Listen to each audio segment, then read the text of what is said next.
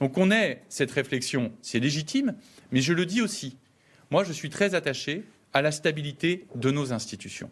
Un référendum d'initiative citoyenne ne peut pas venir défaire tous les 3 mois ce qui aurait été fait 3 mois auparavant. Pourquoi ? Parce qu'une politique, pour produire des effets, et c'est aussi le rôle de la démocratie représentative, et je suis moi très attaché à la démocratie représentative, quand j'entends qu'il y aurait des assemblées citoyennes, vous savez qu'il y a une assemblée citoyenne, c'est l'Assemblée nationale, qu'il y a une autre assemblée citoyenne, c'est le Sénat. Siègent et au Sénat et à l'Assemblée nationale des citoyens français qui ont été élus par d'autres citoyens. C'est la démocratie représentative. C'est l'essence même de la stabilité de nos institutions, de la Ve République. Est-ce qu'il faut moderniser la manière dont nos institutions ont été pensées et dont elles fonctionnent parce qu'elles ont l'âge de leurs artères, si vous m'autorisez ce raccourci ? Sans doute.